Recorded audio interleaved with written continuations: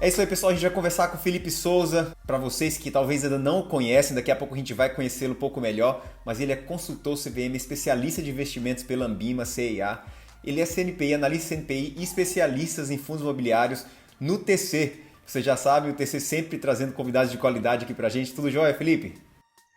Tudo bem, um prazer estar aqui, Elmer, conversando com você, conversando com o seu público. E vamos trazer hoje muito conteúdo sobre fundos imobiliários. Maravilha, maravilha. A gente quer falar, quer entender um pouco da situação dos fundos imobiliários agora no momento aí. É um assunto que vai e vem, existem tópicos quentes, a gente vai chegar lá, pessoal. Eu tenho certeza que vocês têm muitas dúvidas aí. Mas antes eu queria conhecer um pouquinho o Felipe, eu sei que vocês também. E aí, Felipe, conta um pouquinho pra gente. Primeiro, quem é você e depois a gente entra na sua trajetória de mercado. Bom, vamos lá rapidamente sobre mim. Sou natural de Mogi das Cruzes, nasci em 88, abril de 88, fiz aí 33 anos aí no mês passado. Vivi a minha vida toda em São José dos Campos.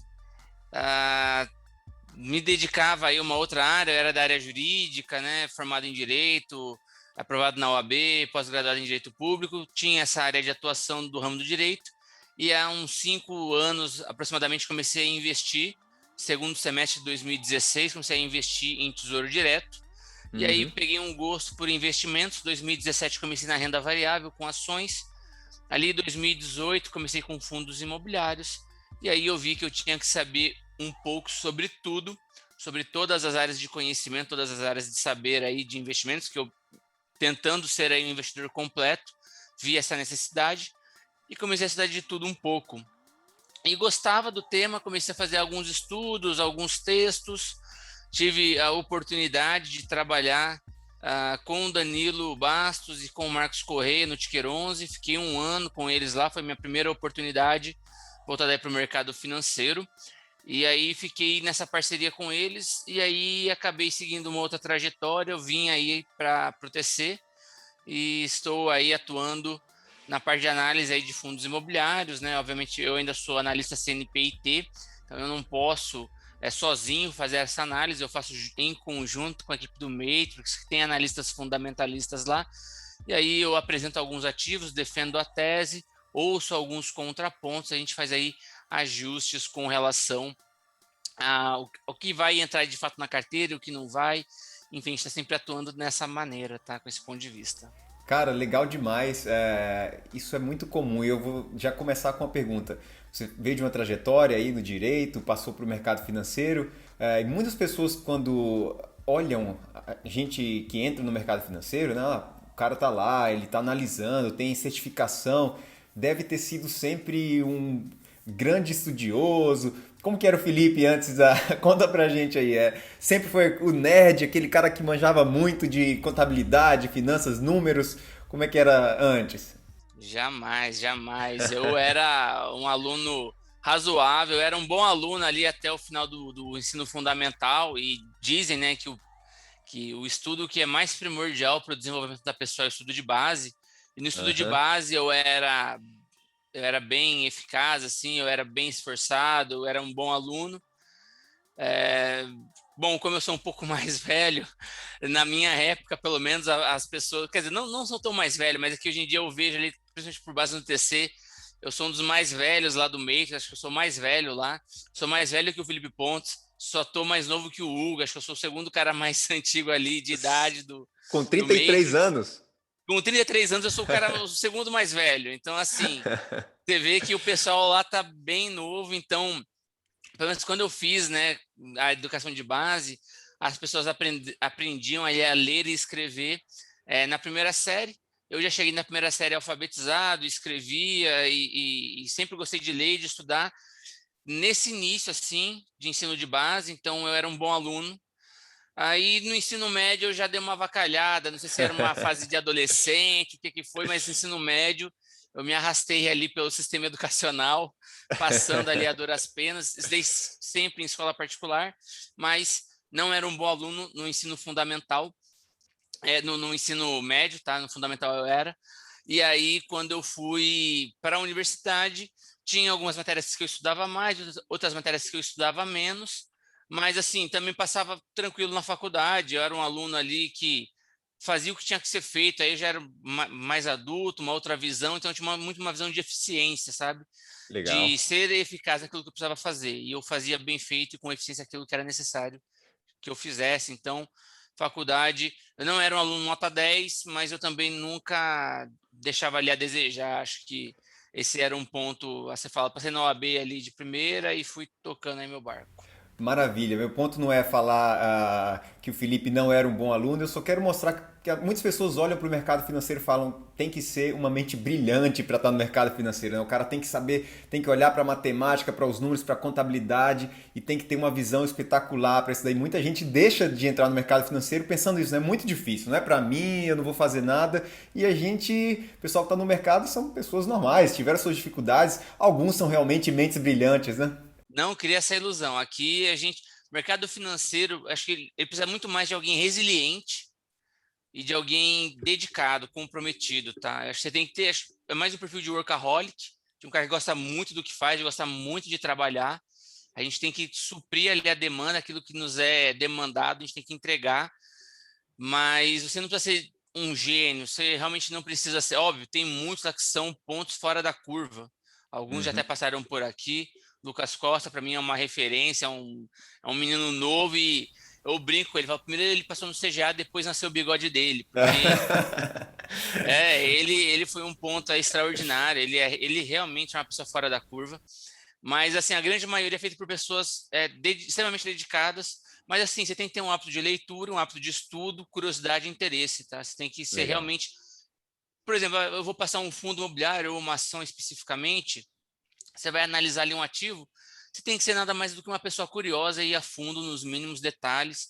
Aí você monta um roteiro de análise que você vai seguir, se cerca de todas as seguranças e de eventuais falhas que sua análise pode ter, porque acho que não é tanto você acertar a tese, mas você criar um processo de análise que te faça depender menos da sorte e da aleatoriedade e que você entenda as fragilidades que sua tese vai ter, porque toda a tese tem uma fragilidade. É muito difícil você encontrar uma unanimidade e se encontrar, tenha dúvidas. Se você encontra algo que todo mundo está concordando, provavelmente ali não vai ter mais dinheiro para ganhar. Perfeito, muito bom. Olha, já começamos com a dica de ouro. Felipe, muito legal. Então vamos começar a entrar aí no nosso papo sobre fundos imobiliários. Eu tenho certeza que tem muita gente se questionando aí se isso é um investimento para eles ou não. Se você está nesse momento, então vamos partir para o mercado. E aí, Felipe, a gente sabe que o mercado ele é feito de diversos setores, né? Você pode investir, como você comentou, você mesmo começou através da renda fixa, né? Você pode, em um momento, agora começar a entrar em renda variável, você tem ações, você tem muitas opções, uma delas são os fundos imobiliários, né? E antes de entrar aí na análise, como escolher talvez um melhor fundo, entender o momento agora para se investir em fundos imobiliários ou não, eu queria entender a sua opinião em relação ao seguinte: fundos imobiliários é algo que deveria estar na carteira de quase todos os investidores? É difícil generalizar, né? A gente não quer generalizar, mas deveria ser analisado por todos os investidores ou isso é algo mais específico para um certo tipo de investidor? Qual é a sua opinião sobre isso? Olha, eu acho que todo mundo deveria conhecer e entender melhor a dinâmica dos fundos imobiliários.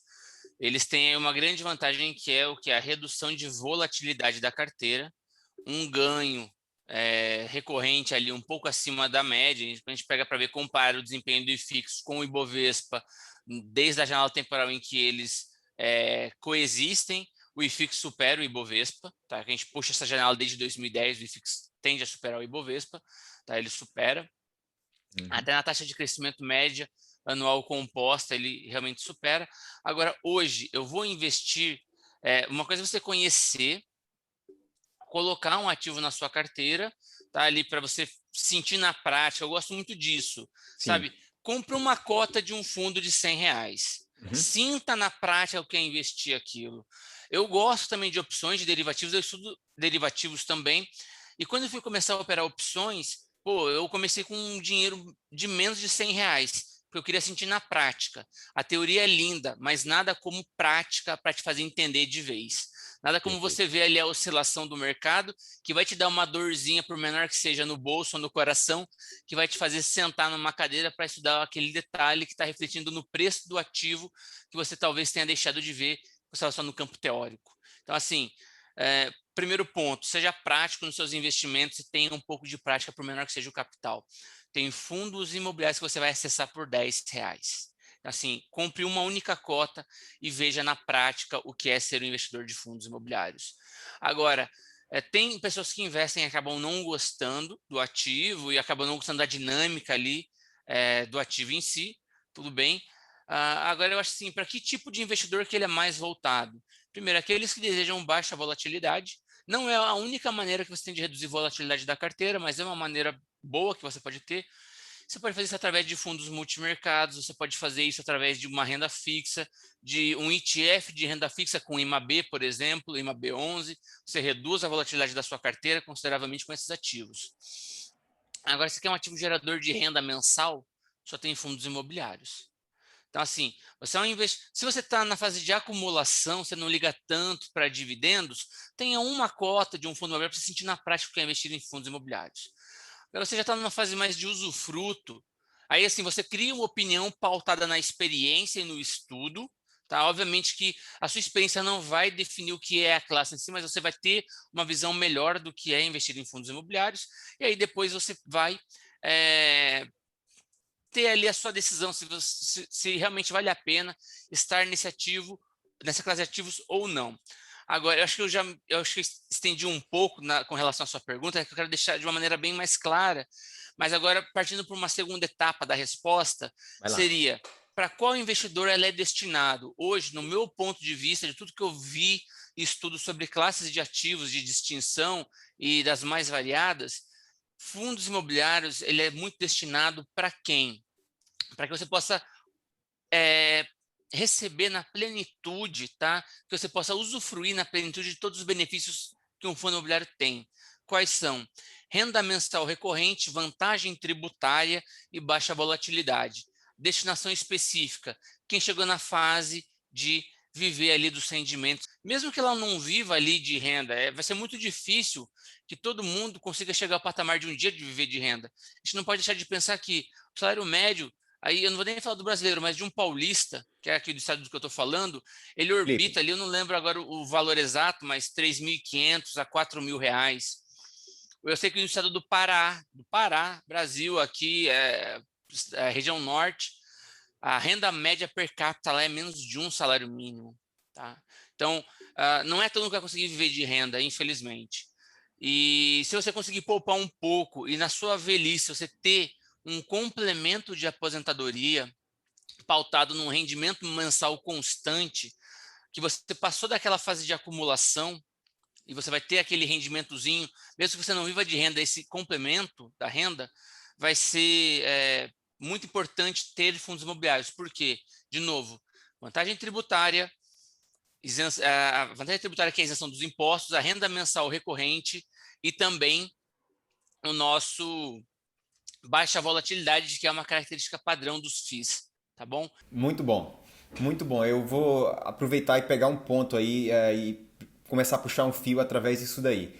Você comentou sobre a questão, alguns detalhes interessantes, a gente pode falar sobre eles, sobre como que funciona essa questão dos impostos, né? Por que, que é interessante talvez optar por FIIs ao invés de ir para a compra de um imóvel físico, né? Mas falando um pouquinho sobre a acumulação, você comentou isso daí, né? A pessoa está começando aqui. Eu imagino que a maioria dos nossos ouvintes, eles estão iniciando no mercado financeiro, nós tentamos voltar para um público que está começando a dar esses passos e talvez não seja o milionário aí. Então, imagino que seja uma média de talvez R$ 100.000 para baixo, eu imagino que esse seja o nosso público, né? Então você está começando nessa fase agora, talvez colocando seu primeiro investimento aí, e você comentou, muitas pessoas precisam, e eu acho, concordo com você, a melhor maneira de começar é comprar alguma coisa para você sentir. Uma cota que seja para você começar a entender se isso é ou não algo que se encaixa a você. Mas será que nessa fase inicial, para quem está começando, eu já vi pessoas falando que é necessário ter por vários motivos, outros falando que na acumulação, no começo, é melhor você optar por ações, porque os fundos imobiliários eles talvez não vão te dar uma grande valorização, mas existem os dividendos, os rendimentos. O que você acha nesse ponto aí para quem está iniciando? Olha, eu estou até acessando aqui uma calculadora de juros compostos aqui no Google, Vai tá? lá. Porque eu eu penso que assim, eu gosto muito de me pautar na média das pessoas, Brasilzão mesmo. Acho que tem que criar conteúdo, é Uhum. para o brasileiro padrão, não é para o brasileiro que Tem um tem milhão de tempo reais.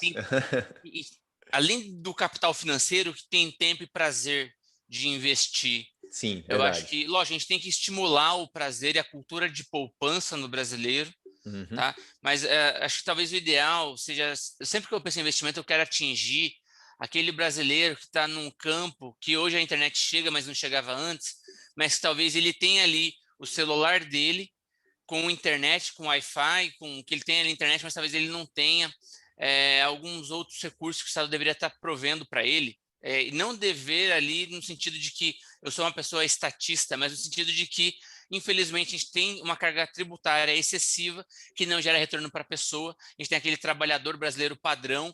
E, de novo, me pautando na média salarial aqui do estado de São Paulo, algo de 3 mil a 4 mil reais, que é a nossa renda mensal per capita do estado.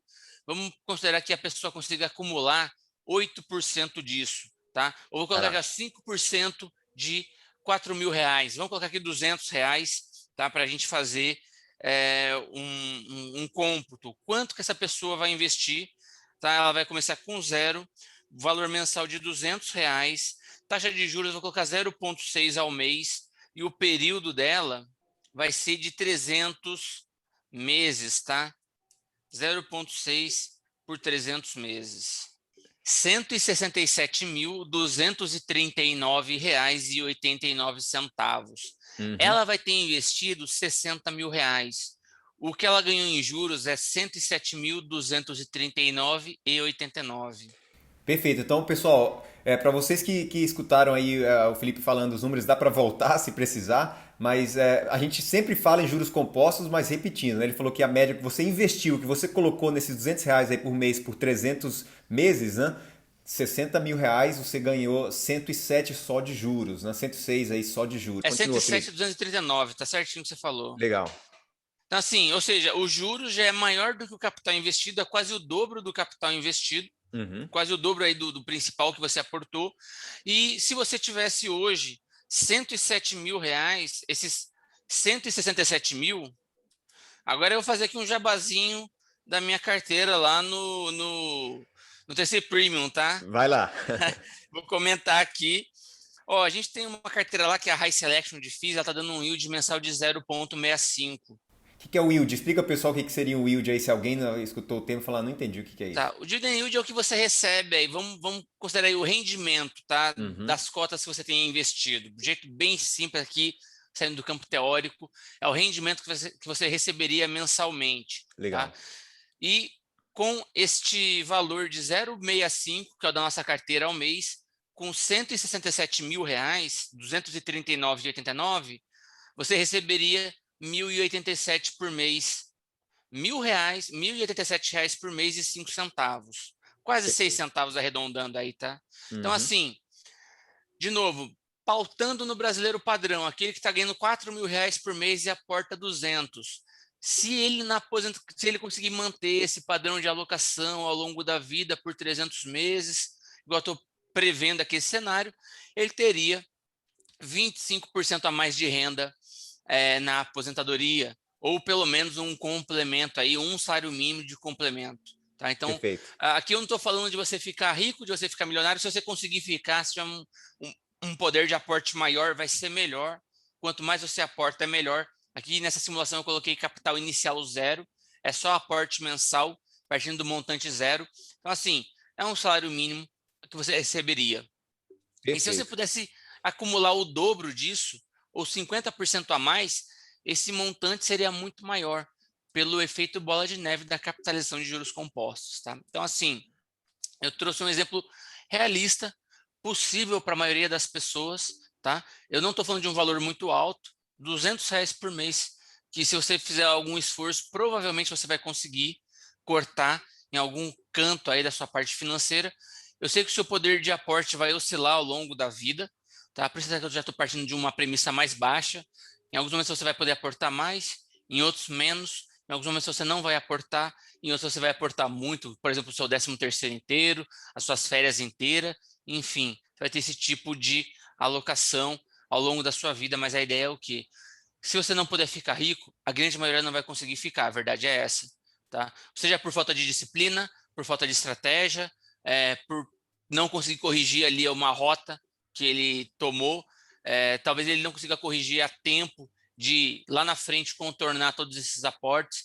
Vou te dar um exemplo, só fechando esse assunto aqui, eu sei que estou me estendendo um pouco, Elmer, Tranquilo. mas assim, se você perde, imagine que você começar a investir fazendo trade e você perdeu 50% do seu patrimônio. Você recebeu, sei lá, um apartamento que você tinha lá de herança, você vendeu ele e colocou na bolsa e foi, por uma maneira equivocada, operar trade. E aí você perdeu metade desse apartamento. Para você voltar à etapa zero, você precisaria ganhar 100%. E aí, o que acontece?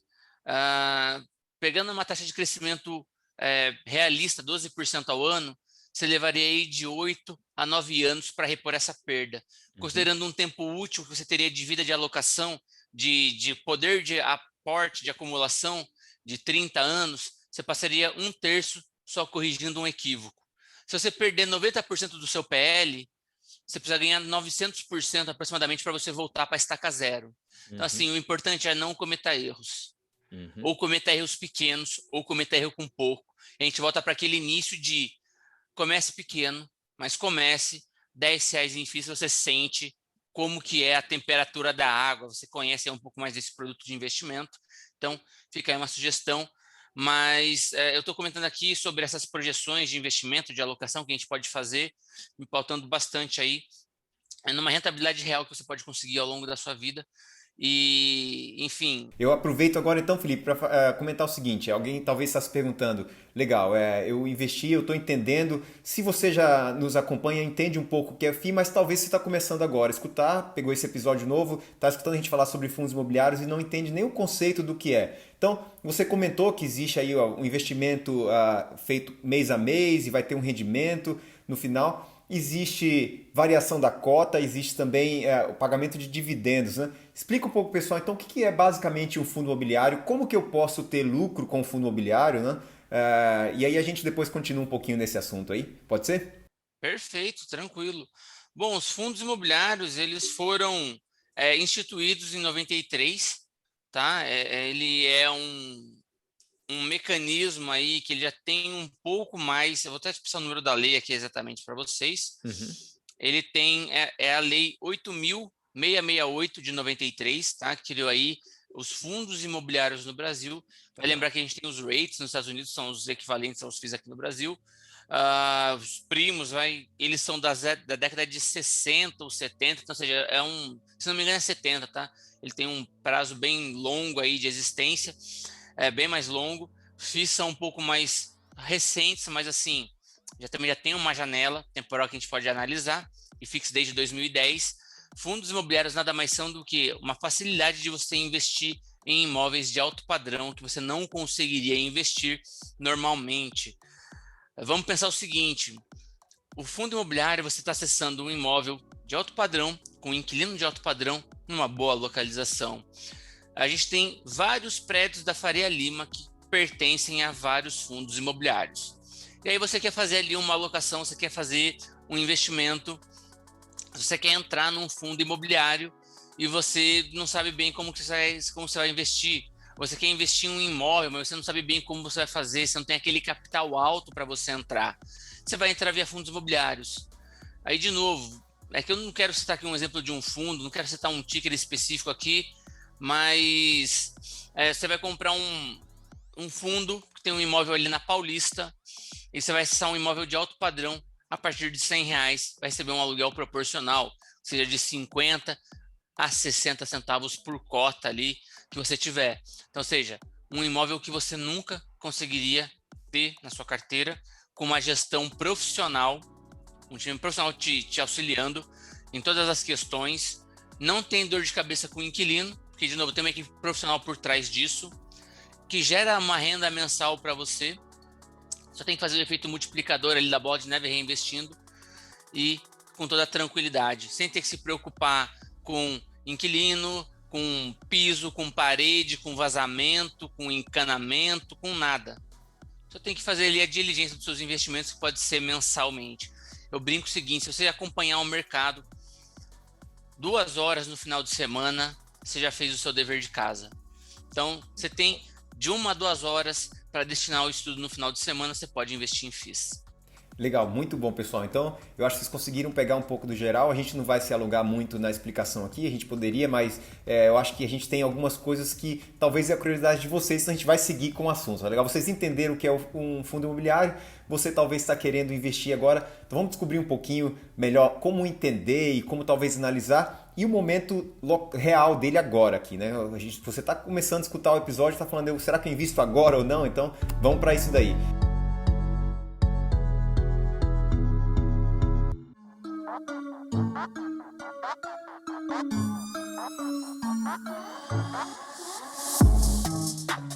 Legal, a gente falou um pouquinho sobre essa base e aí eu agora continuo com a seguinte pergunta aí. Eu vou olhar agora o mercado e entender os fundos imobiliários. Eu separo um tempo para estudar, decido que quero investir e falo o seguinte, beleza, agora eu quero escolher qual fundo imobiliário eu vou alocar. E aí, Felipe, o que você me diria? Qual que seria talvez uma maneira para quem está iniciando de começar a entender qual fundo imobiliário, em qual fundo aí comprar uma cota e começar, né? Começa por um FOF, através de o que é um FOF? Fundo de fundos. Você vai investir numa única cota que ele vai ter acesso a uma carteira diversificada de fundos através de um gestor profissional também que está acessando essa carteira. Então, assim, através de uma única cota, você vai acessar uma carteira diversificada em mais de 7 setores, na maioria das vezes, com mais de 30 fundos no portfólio, com exposição a vários imóveis e as várias teses de investimento. Faz muito sentido esse ponto aí de alocação para você fazer. Você está delegando para um gestor profissional como que vai ser alocado o recurso, em quais fundos vale mais a pena se expor. Então, esse é o primeiro ponto que eu recomendaria. Você está montando uma carteira diversificada de fundos imobiliários, você tem uma carteira diversificada de investimentos e quer se expor a fundos imobiliários, comece por um FOF. Tá? Legal. Esse é um ponto-chave. Perfeito, então. Você comentou aí diversificado em vários setores. Você pode comentar para o pessoal quais são os setores mais comuns aí entre os setores de fundos imobiliários, né?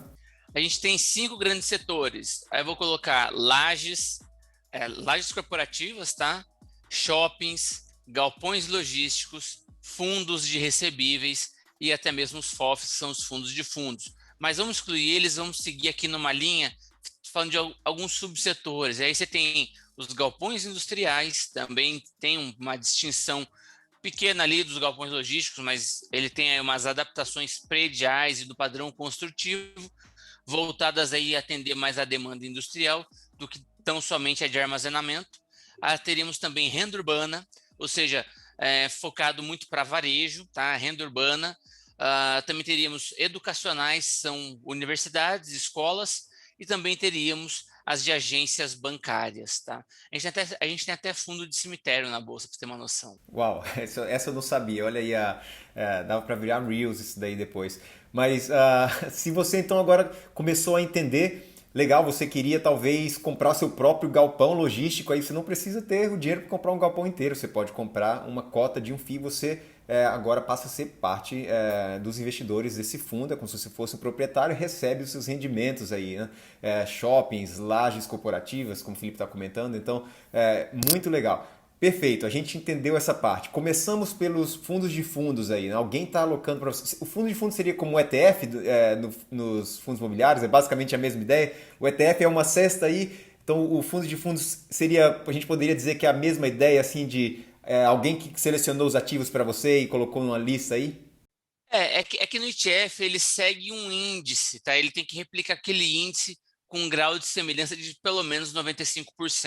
Uhum. Num fundo de fundos, o gestor ele tem discricionariedade para montar a carteira como bem entender, tá? A menos que, óbvio, a gente tem alguns fundos de fundos que eles replicam índices. Uhum. Aí sim ele realmente é igual um ETF, ele vai replicar aquele índice com um grau de 95% de assertividade.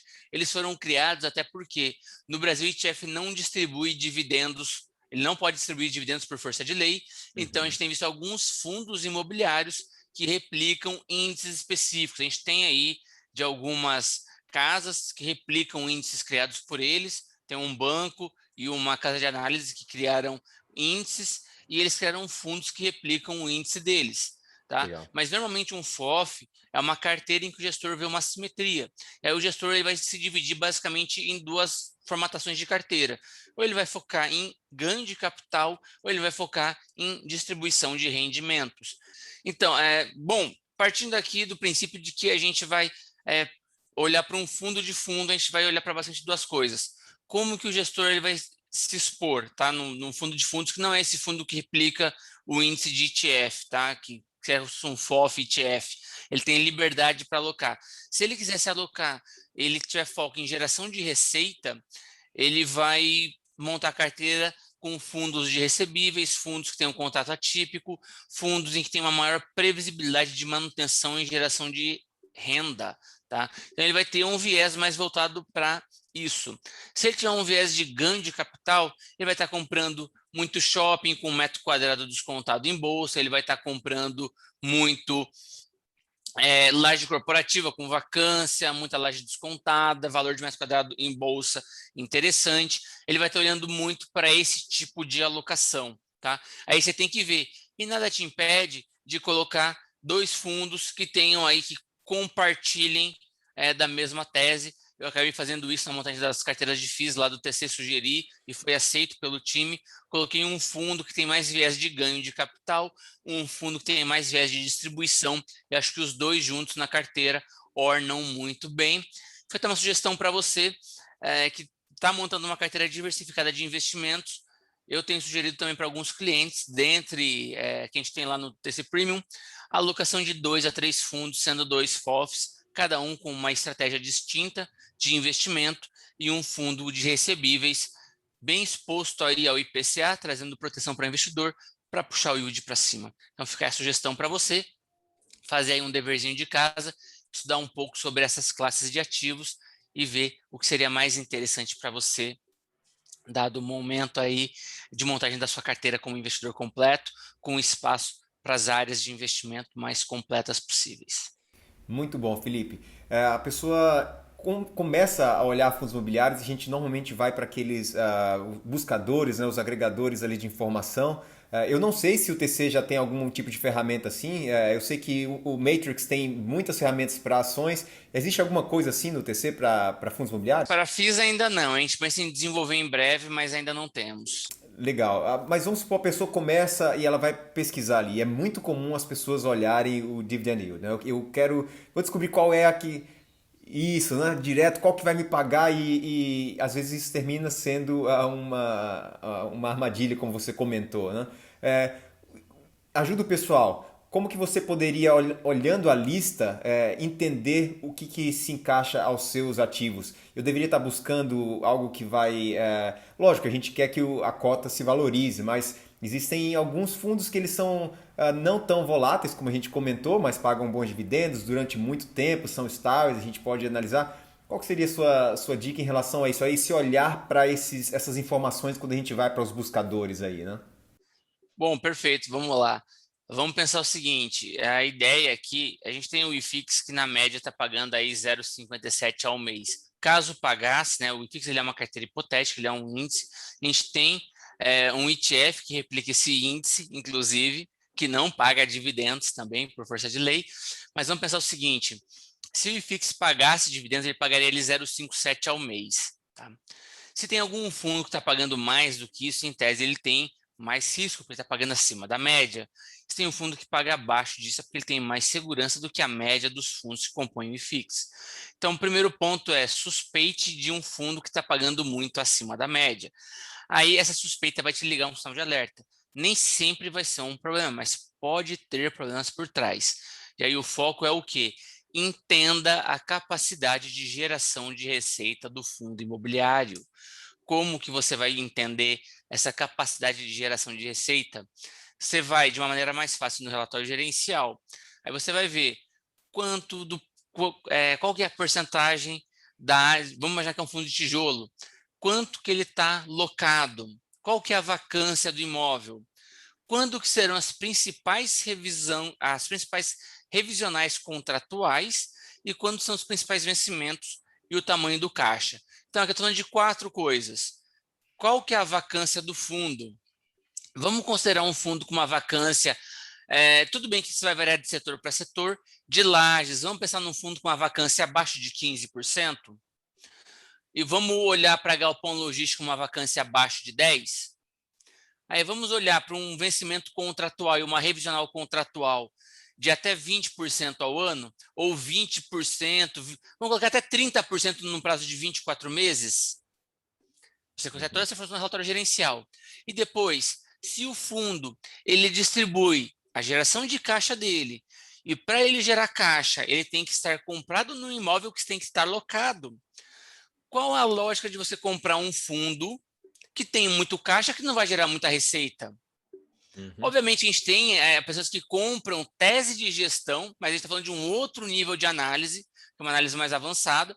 Ele confia muito no gestor, na capacidade do gestor, e ele entende que um gestor com muito caixa em mão vai fazer um bom trabalho de alocação e vai voltar a gerar um resultado distribuível no curto prazo, que compensa ele pagar mais barato aquele caixa que não vai gerar receita no curto prazo, tá? Mas a gente está falando de uma tese mais desenvolvida de análise de investimento. Perfeito. Partindo do arroz com feijão, a gente vai focar nesses 4 pontos: tamanho do caixa, vacância, revisionais e vencimento de curto prazo. São os 4 pontos que a gente tem que se ater. E até falando sobre comprar vacância, comprar metro quadrado barato e comprar tese de gestão, a gente viu algumas armadilhas no curto prazo em vários fundos famosos nos últimos 6 meses. A gente confiou recursos para um gestor famoso, de um fundo famoso de recebíveis imobiliários, que saiu de uma alocação em agosto do ano passado e até hoje não terminou de alocar todos os recursos tidos aí captados. Então, ou seja, ele já está há 8 meses sem gerar recursos financeiros na plenitude do caixa do patrimônio líquido do fundo, tá? Porque ele tem muito caixa. Tem fundos de galpões logísticos que não estão conseguindo encontrar imóveis, não estão conseguindo fechar deal, comprar galpões para alocar, porque a gente tem alta demanda, baixa oferta, o preço do galpão subiu. Se ele compra o galpão caro, o cap rate vai estar amassado, o DY vai ficar mais baixo do que tradicionalmente já é para imóveis logísticos. Então, assim, tá começando agora, arrozinho com feijão, gostosinho, assim, ó, bem temperadinho, não vai dar problema para ninguém. Foca nesses 4 pontos, pessoal. Eu foquei nisso para a carteira e estou tendo um desempenho superior ao IFIX e estou tendo também, junto com a equipe do Matrix, estou tendo desempenho superior ao IFIX, estamos tendo desempenho superior ao IFIX e também estamos tendo um DY acima da média do IFIX, fazendo arroz com feijão, olhando muito para esses 4 pontos. Muito bom. Eu vou pegar o que você falou e agora só tentar, junto com você aqui, ajudar alguém que talvez escutou e está começando e falou, olha, não entendi algumas das palavras que foram utilizadas. Pessoal, vacância, o que ele está falando, literalmente você tem um imóvel, você tem parte do imóvel que não está alugado, correto? Então, você tem uma vacância ali, você está pensando, mas como assim? São fundos que investem em imóveis, literalmente. Então você tem vários galpões logísticos, você tem metade deles que não estão alugados. E aí eu só me corri se eu estiver errado aqui, Felipe. Você comentou caixa, né? A distribuição de dividendos nos fundos imobiliários ele acontece através dos rendimentos. Então eles são obrigados a distribuir 95 mínimo, né? Máximo, no 95 no mínimo, semestre, no mínimo. semestre. Então, olha aí, tem que distribuir. Se ele está com muito caixa, ele não está alocado, talvez não está tendo muito rendimento, ele vai distribuir menos, para o seu dividendo vai ser menor, ele não vai estar distribuindo tanto. Então, alguma das coisas que o Felipe comentou. É isso mesmo? Tá certo a leitura aqui? Exatamente isso. Vamos pensar o seguinte: o fundo ele tem 100 milhões de reais aliás, ele tem 1 bi de imóveis, tá? Aqui um exemplo. E Uhum. ele consegue gerar de receita, vamos colocar galpões logísticos, 5% disso. 5% disso, vamos colocar aí, aliás, 0,5% disso, tá? 5% não, 0,5% disso ele consegue gerar ao mês. Aí ele está falando de 1 bilhão, 0,5% seria 5 milhões. Acho que não errei a matemática, estou aqui de cabeça, não errei a matemática, né? Acho que não, né? Certo, uhum. E aí, 5 milhões ele está gerando de resultado para ser distribuído. Se ele tem muito caixa, vamos colocar que desse 1 bilhão, ele tenha 300 milhões em caixa. Se ele gera 0,5% sobre o imóvel que ele tem, locado, aí vamos imaginar que ele não vai gerar esse 0,5% ao mês de rendimentos de locação sobre o valor do PL do fundo, e sim sobre o valor imobiliário do fundo, imobiliário locado, tá? Uhum. Aí vem de novo, imagina só um fundo, aqui eu vou te dar um exemplo real, um fundo de logística que ele tenha 25% de caixa e ele tem uma vacância aí de uns 15%, em torno de 15%. Então, o resultado, a geração de resultado dele está comprometida em 40%. Aí você vê que o PL dele não gera resultado distribuível na plenitude. Ele Uhum. gera 60% do resultado distribuível. Perfeito. Então, a ideia é, de novo, vamos focar em imóveis locados que não terão... Aí, o que eu falo de previsibilidade de receita? Vencimento de contrato é revisional. Uhum. Perfeito. Então, se a gente puder empurrar uma revisional para daqui a 24 meses ou olhar para fundos que não terão grandes sustos nas revisionais agora, por que não se expor a eles? Tem muito Uhum. mais segurança corporativa para o investidor. Né? Para o investidor nessa segurança corporativa, não, desculpa, segurança na geração de receita. Muito Tá? bom. Você consegue pegar um DY melhor. E o que a gente viu durante esses meses de pandemia aí, talvez muitas pessoas se perguntavam em relação a, e se acontecer uma grande crise, o que aconteceria com esses contratos? O que foi a realidade que a gente viu? Só para a gente terminar esse tema aqui, os fundos sofreram muito, teve muita empresa que quebrou e aí talvez aluguéis de salas aí corporativas, todo mundo fazendo home office, e aí os fundos começaram a quebrar. Qual foi a realidade que a gente viu durante esses meses de quarentena? Olha, primeiro ponto, difícil um fundo quebrar. Muito, muito difícil. Porque como ele Uhum. não tem ali uma alavancagem, ele não pode contrair dívida. Às vezes ele faz ali uma alavancagem via securitização, ou então ele compra uma SPE e a SPE se endivida e ele alavanca ela de uma maneira indiretamente, mas um fundo não quebra, em tese. O que Uhum. pior pode acontecer é ele ser liquidado pelo valor do patrimônio líquido que ele possui. Tá? Então, primeiro ponto é, você nunca vai ter que aportar dinheiro num FII, Uhum. porque ele quebrou. Tá? Esse é o Uhum. ponto base. Muito bom. Agora, um ponto que afeta muito a cota cai, é, por exemplo, localização do imóvel e capacidade de geração de receita dele. Aí é uma análise de mercado imobiliário intensa que você tem que fazer. Pegar o exemplo de um fundo, aí esse que eu vou citar o Tiger porque é um caso muito emblemático, tá? Não Uhum. é uma recomendação sob forma alguma, mas é do XPCM11. O XPCM11 é um fundo monoimóvel, mono inquilino, que era mono inquilino em Petrobras? Macaé. Ele locava um imóvel para a Petrobras. Então, era um imóvel, um inquilino em Petrobras. Uhum. Lá em Macaé, né? Petrobras lá em Macaé. Uhum. Petrobras sai de lá. É uma região tradicionalmente ocupada por lajes, Macaé? Não é. Uhum. Ela depende muito do mercado de petróleo estar aquecido para um prédio daquele padrão ser locado. Então, esse já é o primeiro ponto de ressalva. Ele pagava um yield alto porque ele tinha esse risco. Localização era ruim e um único inquilino. Saiu o inquilino, qual que vai ser a destinação de lá? Então, ele tinha um outro imóvel que era X-TED e ele foi locado recentemente a preço de galpão logístico, sendo uma laje. Só para você ter uma noção, um galpão logístico em São Paulo, comparado com uma laje de alto padrão em São Paulo, ele tem um custo de metro quadrado de locação, valor de locação de metro quadrado, em torno ali de um quarto do que Uau. é uma laje. Então, se Uhum. a laje custa 100, o galpão é alocado por 25. E a Uhum. gente viu o X-TED em Macaé, que é uma laje, que antes tinha um contrato de uma boa geração de receita, ser locado a preço de galpão logístico, acho que a R$ 23 o metro quadrado. Uau. E aí entra também uma armadilha, que é o comprar vacância para ganho de capital.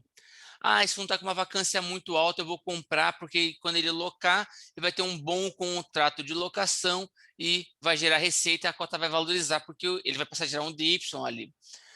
Muita gente fez isso com o X-TED.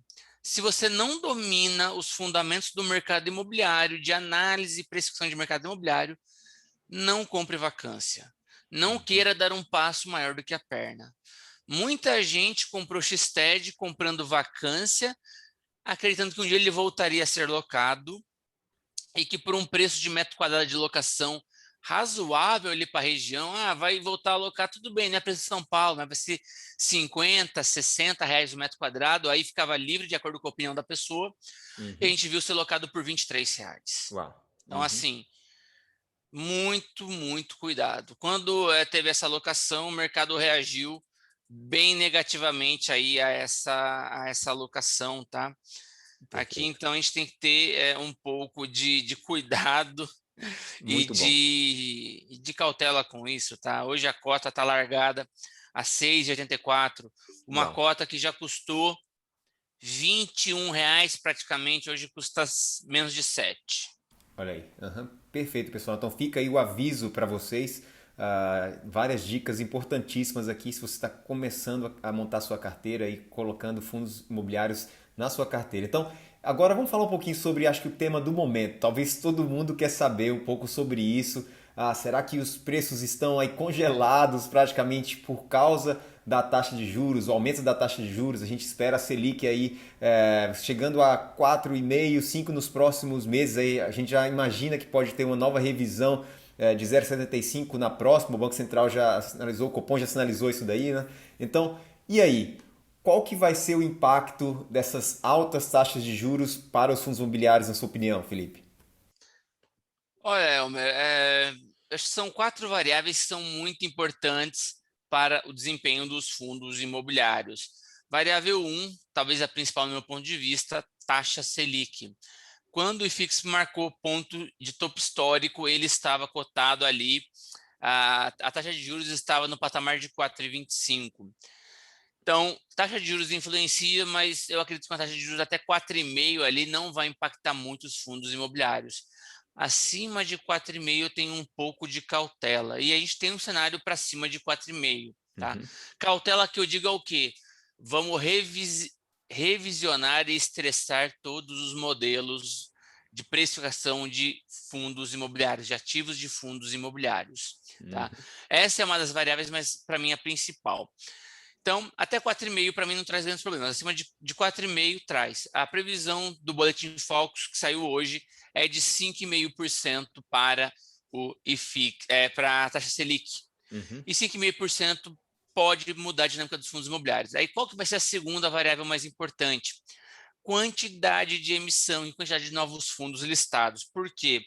Agora eu vou te dar um exemplo, trazendo aqui do nosso mercado de fundos imobiliários. Eu peguei aqui o boletim de FIIs da B3 e vamos dizer o seguinte: em dezembro de 2017, tínhamos 156 fundos listados e o mercado aqui eu não tenho nem o valor de mercado daquela época no boletim da B3, tá? Uhum. Mas o valor de mercado era mais baixo. Vou tentar trazer aqui um exemplo que eu consiga te mensurar, tá? Então, aqui a gente observa a quantidade de novos fundos listados, que são em azul escuro, fundos listados e fundos na CVM, tá? São fundos não listados aqui, 333. Uhum. Em fevereiro de 21, eram 322 fundos listados, tá? E 570 fundos que não eram listados. Então, assim, a gente tinha um universo grande de fundos aqui. Depois, quando a gente passou a observar mais aqui embaixo, número de investidores em dezembro de 2017 eram 121 mil. Uhum.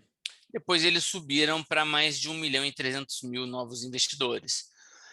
Essas pessoas que foram entrando, elas foram injetando dinheiro no mercado de fundos imobiliários. Você tinha menos fundos para comprar, então, ou seja, é uma questão de oferta e demanda. Você tem poucos fundos de qualidade, as pessoas estão comprando aquele fundo, a cota disparava. Perfeito. Então, o fundo não subia necessariamente ali por conta é, da Da qualidade. qualidade dele. Era basicamente ali porque era o que tinha para comprar. Uhum. Agora a gente tem mais fundos com qualidade. Então, é mais gente disputando, é mais fundos disputando aquela mesma faixa de dinheiro. Uhum. E observe também um detalhe. De 2018 para 2019, esse número aumentou aqui mais de 200%. Sim. Tá? Depois que a gente vem aqui de 2019 para 2020, esse número aqui quase que dobra, né? Ele quase dobrou. Uhum. E de dezembro do ano passado para esse ano, ele aumentou aí numa média de 50 mil pessoas por mês, que também é um número expressivo, e se manter essa proporção, a gente vai ter 600 mil novos investidores em fundos imobiliários até o final do ano. Uhum. Aí entra um ponto, valor de mercado dos fundos também. Aqui a gente observa que o valor de mercado, tá? E o valor de cota patrimonial aqui dos fundos, o quanto eles valem de fato, valor contábil e valor, que aqui ó, a gente tem valor de mercado e valor patrimonial líquido. Ele Uhum. nunca foi tão distante assim, ou seja, a gente tem muita oportunidade de descontado em bolsa, a gente tem muita oportunidade de investimento e assimetria. Só que o que vai influenciar nessas oportunidades aqui? Das pessoas conseguirem captar quantidade de novos entrantes e quantidade de emissão. Por quê? Se o número de pessoas que estão entrando em fundos imobiliários começa a reduzir e a velocidade dos fundos aumentando aumenta, é mais gente brigando pelo mesmo dinheiro. Aí o que acontece? A pessoa vende no secundário, faz caixa e entra na emissão. Se ele está vendendo o secundário para gerar dinheiro para entrar na emissão, o secundário normalmente cai. Uhum. Não sei se ficou um pouco clara aqui a lógica, mas assim, Para mim sim, mas vamos tentar explicar para o pessoal. Então, o mercado secundário é quando você negocia suas ações ali na sua corretora, você está negociando as ações. Aham. vamos imaginar assim, você tem hoje 100 cotas do fundo XPTO11, vai, e aí Uhum. esse fundo está cotado a R$ 120, ele vai fazer uma emissão a 100, ele vai Uhum. aumentar. Você quer participar dessa emissão, aí só que você não tem dinheiro novo para colocar lá, você vende no Vende tudo. secundário, faz caixa e entra na emissão. Uhum. No secundário, a cota tende a cair, mas o valor contábil dos fundos aumenta. E aí você consegue ver a simetria de valor na bolsa. Perfeito. E aí você vendeu as suas cotas para participar da emissão. Aí veio o XPTU.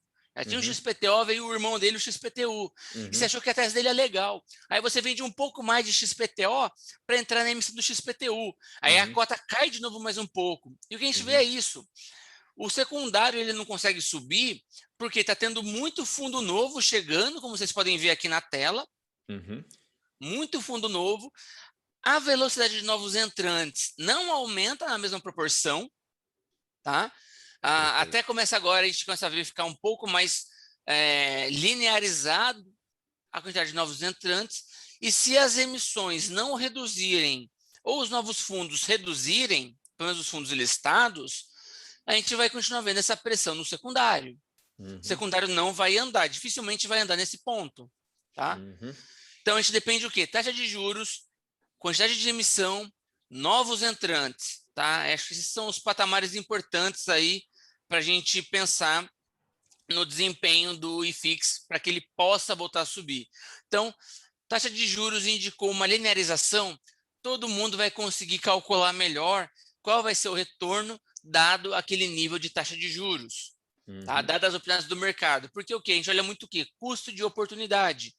Quanto que tem, tá, de um ativo, quanto que a gente tem aí disponível para eu investir no retorno que eu vou ter? Você olha sempre o custo de oportunidade, você compara um ativo com o outro o tempo todo, Claro. às vezes você faz Uhum. o rotation, dinheiro vai para a renda fixa, sai da fixa, vai para a variável, o dinheiro está girando ali de um lado para o outro, tá? Uhum. Então, quando a gente tiver uma estabilização da taxa de juros, e quando a gente tiver uma linearização, ou pelo menos um enxugamento, uma redução de emissões de novos fundos, o secundário fica mais propenso a andar. Legal, Felipe, muito boa. Acho que deu para entender aí a explicação. Eu vou dar agora um segmento para a seguinte pergunta: a taxa de juros subindo, como que isso influencia a cotação aí, ou talvez até a forma como os fundos eles gerenciam aí seu patrimônio, né?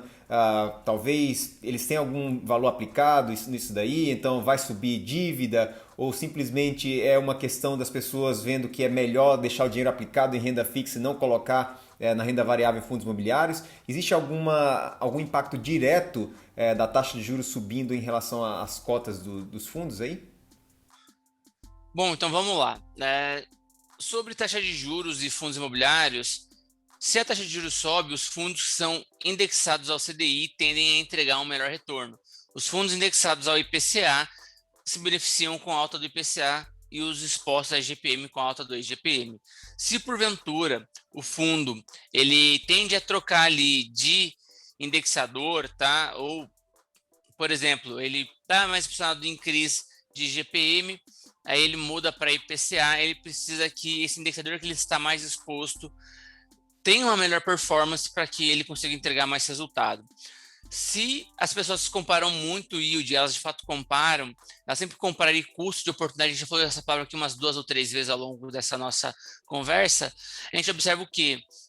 Se o custo de oportunidade está mais viável ali, o investimento através de DY, geração de receita distribuível, em fundos de recebíveis, ele começa a vender tijolos para comprar recebíveis. A gente viu agora a nova ponderação da carteira teórica do IFIX e houve um novo aumento da participação de fundos de recebíveis imobiliários. Por quê? Esses fundos estão gerando mais receita, estão sendo mais negociados. Quanto mais negociados eles são, mais peso eles passam a ter na carteira teórica que compõe o IFIX, que são os nossos benchmarks de fundos imobiliários. Então, se a gente vê uma elevação dessa taxa de juros, o dinheiro tende a sair dos fundos de tijolo e migrar, na maioria das vezes a gente teve esse movimento, ele sai do tijolo, vai para as dívidas imobiliárias, para os FIIs de recebíveis, os FIIs também conhecidos como FIIs de papel, pela geração de receita que ele é capaz de gerar, de proporcionar aí ao investidor. E só um ponto que eu quero deixar para a mensagem final aí para os investidores é: tenham cautela na alocação do seu patrimônio, tá? Jogue aí para, primeiro, cuidado com o efeito Dunning-Kruger, tá? De superestimar o seu conhecimento.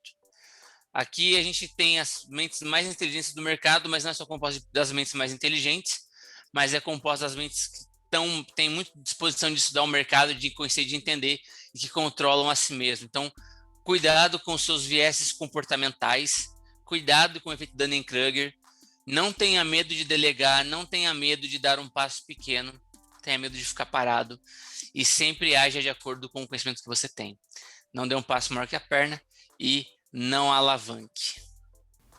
Muito bom, pessoal. Mais uma vez, Felipe, obrigado pela conversa, foi muito relevante. Eu tenho certeza que respondeu as dúvidas de quem está querendo entrar agora em fundos imobiliários ou de quem já está investindo e querendo entender um pouco mais o momento. A gente só tem a agradecer pela participação e a gente se fala talvez no futuro aí olhando de uma maneira diferente o que está acontecendo com os fundos imobiliários. Obrigado, Elmer, com toda certeza eu fico à disposição para voltar quando você precisar. Um prazer falar com você e para sua audiência. Um grande abraço.